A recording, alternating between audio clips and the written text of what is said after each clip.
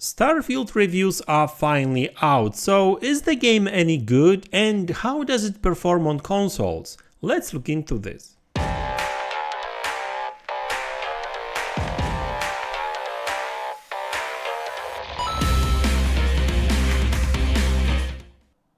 Hey guys, welcome back to the channel. So we can finally talk about Starfield. We finally got some concrete information on game mechanics, on the game, how does it perform on consoles. Well, PC not really just yet, there isn't really a lot of information on that. So reviews are out and it looks like the game is off to a very good start with some really good reviews. Many reviewers are praising Bethesda for delivering really good game, big open world, obviously space game. It looks like it's a very good and polished game too, right? So obviously it's not only about all the game mechanics and all the stuff you can do in the game. I won't be really talking about that much in this video because I don't review the game. I didn't get the game for review really. I want to actually focus more on the technical side of things, but obviously, you know, we need to talk about the fact that Bethesda did deliver a very good game. It has a rather slow start, and I guess that's kind of normal for Bethesda games. They introduce you into the world and like after 10 or 15 minutes you get to create your own character and that kind of stuff, and you know the beginning is rather slow from what I've heard, but later it picks up, and story is apparently pretty good, so that's actually very important for me. The main story and the side quests are actually quite interesting apparently. Some even say that they delivered some of the best stories in this game when it comes to Bethesda games, right? I mean, obviously they are not Obsidian, because Obsidian is actually known for like very good story and quests and everything, right? So that actually bodes well for the game, because I mean this aspect of the game is actually quite important for me personally. So I was very glad to read that the story is actually very good, and hey, it takes place in space, so there's planet exploration, that kind of stuff, right? Now the game is not perfect. Some did complain about some of the generic kind of planets and that kind of stuff. Some automation here and there. I mean, it is what it is. Like, I guess the sheer scope of the game may not necessarily be for you or for some reviewers. I did hear some people saying that I guess placing a game on smaller number of planets maybe would be better and that kind of stuff, right? But anyway, like the game is not perfect, but still a lot of fun, and you don't necessarily have to go and explore. You can just focus on the main mission, main stories, and that's it, I guess, right? So it's one of these games that offers you a lot of possibilities. You're not really forced into doing that particular thing. You can just basically bugger off and do whatever you want.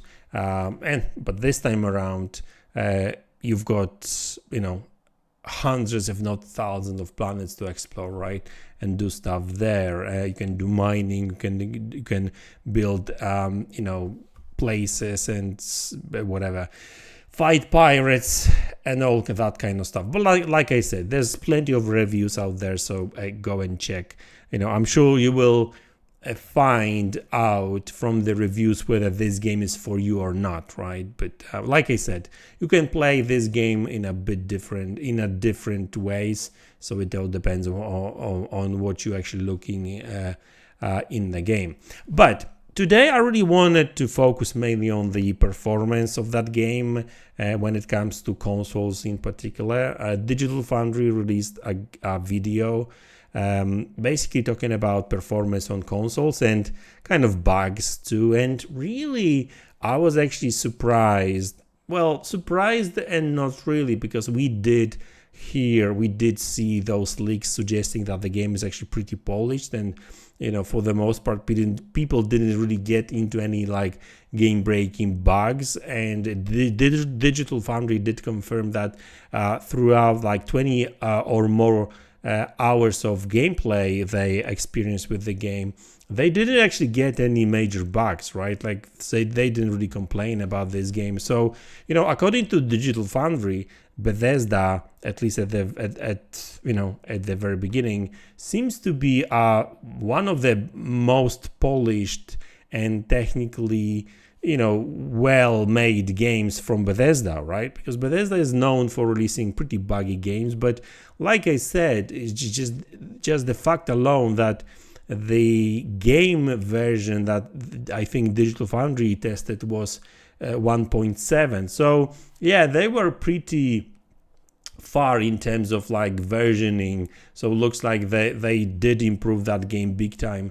So I guess delays are actually pretty good sometimes, right? Because if we were to play version 1.0, just like Fallout 4 for example, we probably would get way more bugs, but 1.7, that makes a difference. And looks like this is a very well polished game, which, hey, kudos to Bethesda and I guess Microsoft, who helped them and actually did make a decision to delay the game to deliver more polished game. So, hey, kudos to both Bethesda and Microsoft for that, because we are just getting better game. And that's actually pretty important when it comes to like first impression. Now, when it comes to performance on consoles, looks like Bethesda did deliver a very good and consistent experience on consoles. I can't talk much about PC.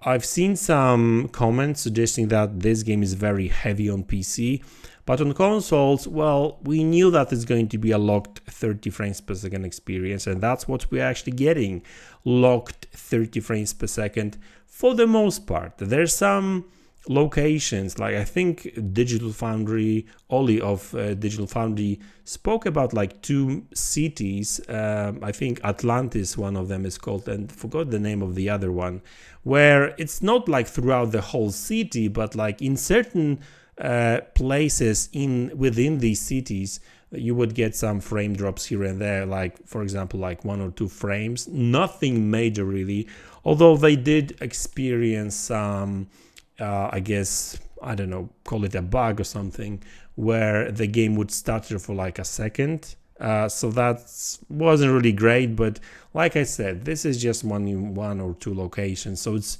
like, it doesn't change the fact that for the 99.9% of the time in that game, you are getting pretty much locked 30 frames per second. Now, obviously, it's 30 frames per second, not 60.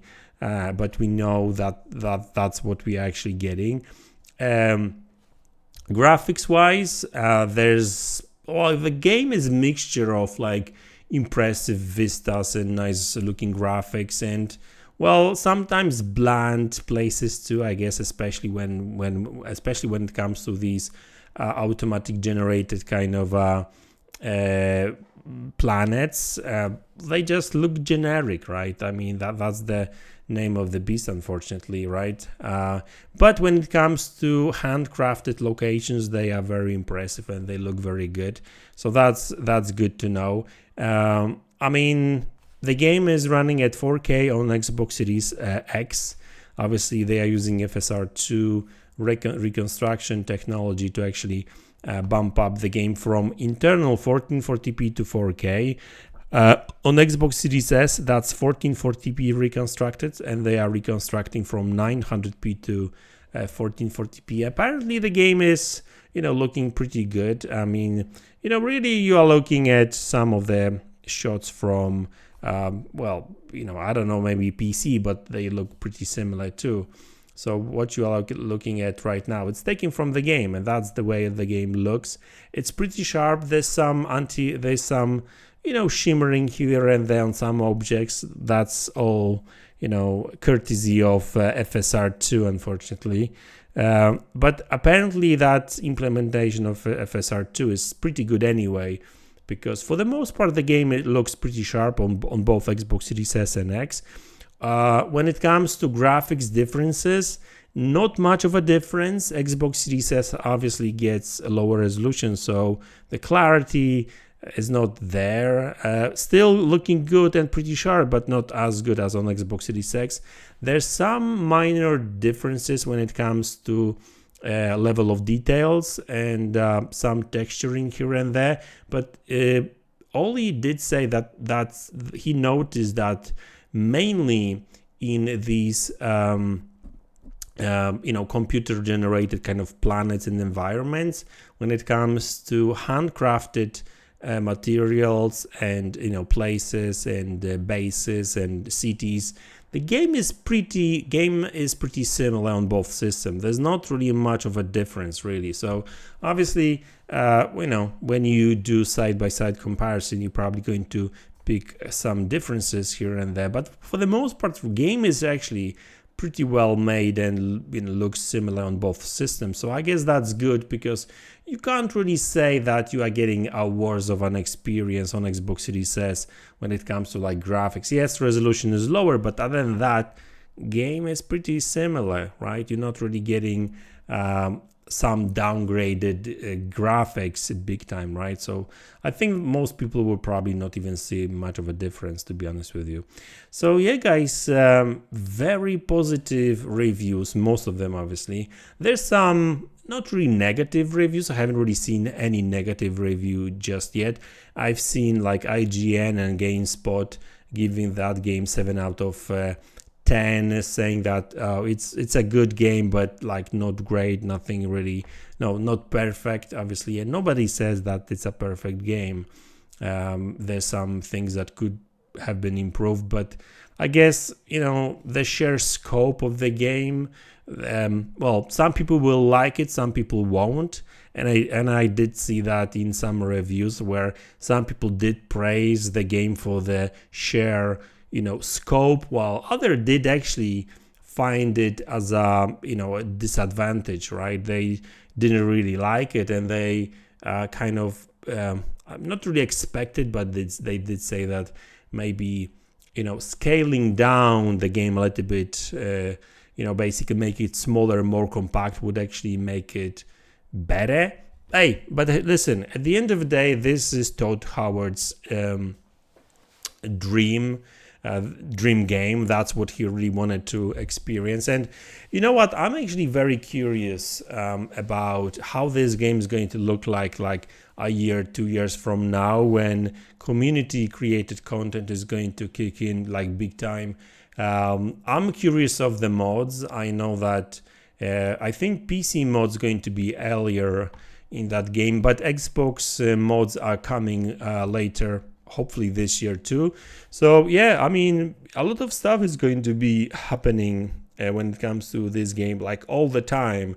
This game will probably evolve too, and I did notice that a lot of reviewers did say that they put 50, 60, 70 hours into this game, into the main story and the side quests and stuff, and they feel like they just scratched the surface when it comes to game exploration and other stuff you can actually do in the game, which actually is quite similar to what we've heard from Pete Hines when he said a couple of days ago at Gamescom, I think, where he said that he have put over 100 hours into the game already, main story and stuff, and and for him this is just the very beginning.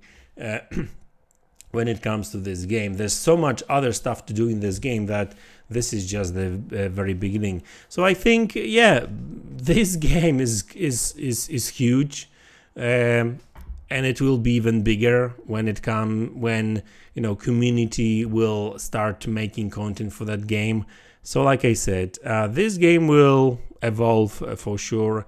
I'm still looking forward. That hasn't been really officially confirmed, but I really do hope that the leaks and rumors about Starfield 60 frames per second FSR 3 patch for consoles, I hope that's true and that will happen at some point in the future. I'm really looking forward to checking that game out tomorrow on both consoles. I'm really curious how that game really looks, and in person, not in person, but actually watching videos and actually experiencing the game by yourself. It's two different, really stories. And watching video, like, everything looks fine, but also I'm kind of curious how the game feels, how the controls feels.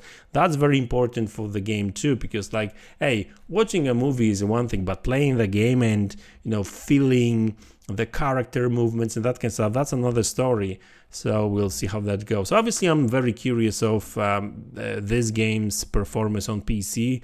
I've heard some stories that it's actually pretty demanding game, especially on the GPU, which is quite surprising because I was expecting this game to be more CPU demanding, but looks like it's still CPU demanding, but it's even more demanding on the GPU. So actually that may not be a bad thing, because you can always downscale the graphics a little bit to actually get that stable performance on PC. So we'll see how that goes. I will have a video about both Xbox console versions and PC probably tomorrow and stuff. So there will be a lot of Starfield content on this channel for the next few days, so that's for sure. And also gameplay videos on my other MaDz Plays channel, so check it out. Link is in the description below. So guys, that's it for this particular video. Like I said, expect more videos on Starfield very soon, and I will see you guys in the next one. Take care.